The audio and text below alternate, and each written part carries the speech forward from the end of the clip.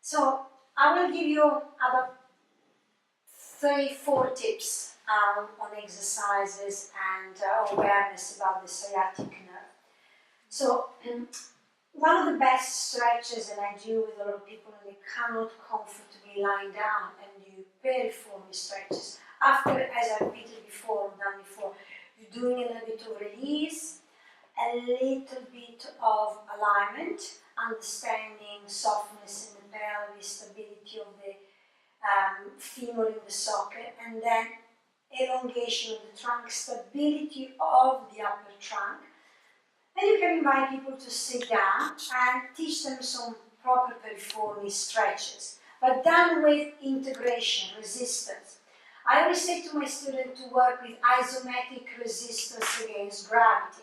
It's a bit like, if you're doing a lot of yoga, you're thinking about a downward facing dog. You try to stabilize the muscles below and above the elbows to create space and elongation in the joint, so not compressing or locking the joint. But that means that the isometric resistance against gravity makes the muscles work, but they don't get longer or shorter. It keeps them in the same space. But that creates a beautiful sense of support to the joint. Same when you're doing resistance work to create space in your joint. And this is what we try to create. So right now, we're taking some time to sit and you're checking the personal alignment. I invite people, and they either have lost their capacity to feel in the sitting bone, and they are too far forwards, and you have a lot of beginners, and they do quite a lot of that, and then you think that is a straight line. And they think that this is a lumbar curve, or this is a lumbar curve. Now the lumbar curve is, if you think about your anatomy, T12, L1, where they are, where your lumbar curve should be. Is not too much of this, arching.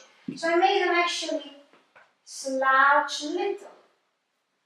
And really make them from the slouch feel the sitting bone. And then with the sitting bone connected, again, pressing the feet, feeling as if the feet are pressing down and they're sliding backwards. I'm asking them to move the flesh. Ideally, if they haven't got the chronic tightness in the hamstrings or big scar tissue in the hamstrings, really rolling the thighs.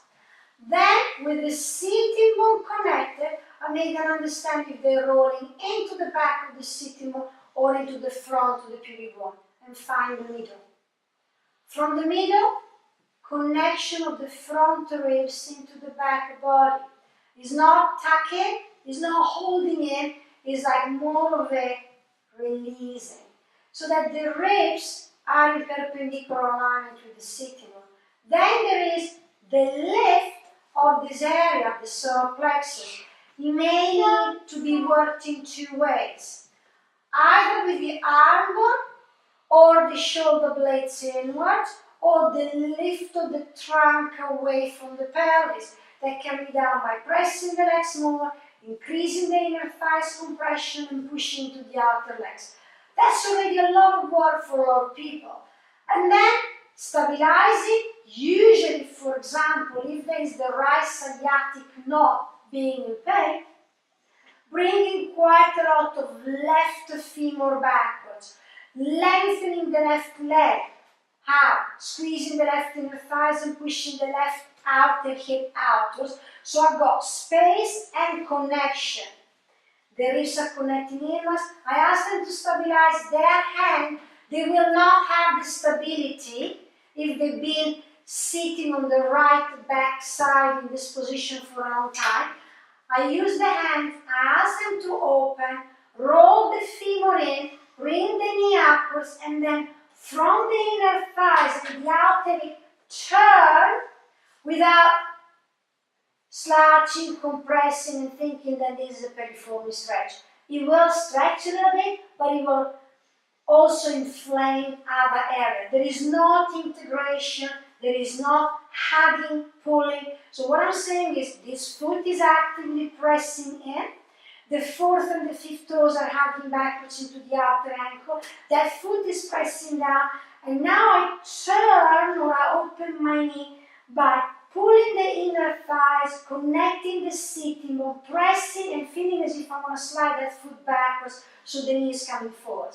And then from there, keeping again the awareness on the sitting bone, on the pelvis. I take my right ribs towards the left hip, right middle ribs, right lower belly, and I take my body forward. Just because I don't want to end up going down. So if you're looking at the side, again, what I want to avoid is this sort of thing, or is this sort of thing, dropping and connecting. That will not create any stretch on your pelvic floor, or piriformis, or inner thighs, or expansion of the psoas muscle. Thank you.